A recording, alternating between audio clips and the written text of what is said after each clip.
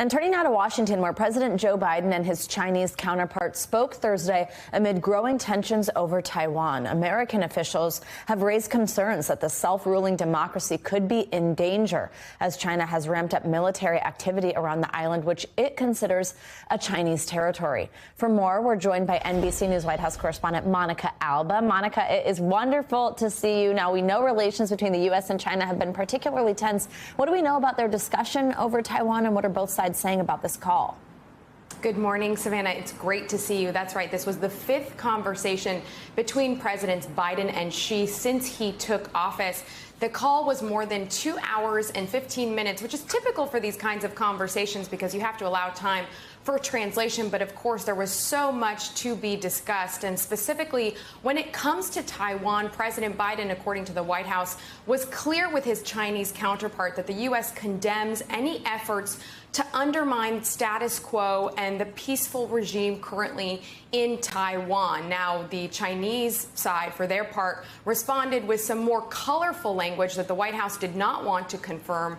They said that those who play with fire will perish by it, warning the United States when it comes to Taiwan.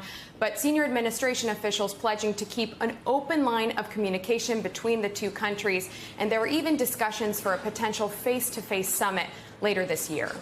Now, China has also issued a series of threats in recent days over House Speaker Nancy Pelosi's possible trip to Taiwan. What's the latest on that front? So a congressional delegation leaves today that includes Speaker Pelosi to Asia. They will be traveling to multiple countries, but they haven't specifically confirmed whether she will be going to Taiwan. That is currently listed as tentative, according to some of our sources, because there are security concerns and because there has been this back and forth. The Chinese officials have said that this is tantamount to a threat, that they really feel they wouldn't like her to go there. The United States, in response, has said, of course, that they feel this is okay. But President Biden, a couple of weeks ago, said that they were looking at the bigger implications and the security picture. So it's possible she will go there, but it's not something they're really going to preview in advance. And also yesterday, the White House responded saying that the kind of rhetoric that really attacked Speaker Pelosi's visit was unnecessary and uncalled for. Now, this isn't the only pressure point, though, between the two countries. What else did the leaders talk about? Taiwan certainly has added pressure to the relationship in recent months, but they did talk about a lot of other thorny issues, including the ongoing COVID pandemic, what's happening with Russia's invasion of Ukraine, and then, of course, the economy in both of the U.S. and China.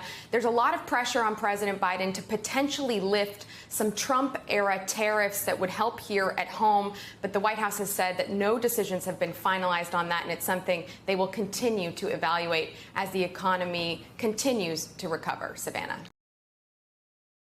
Thanks for watching our YouTube channel. Follow today's top stories and breaking news by downloading the NBC News app.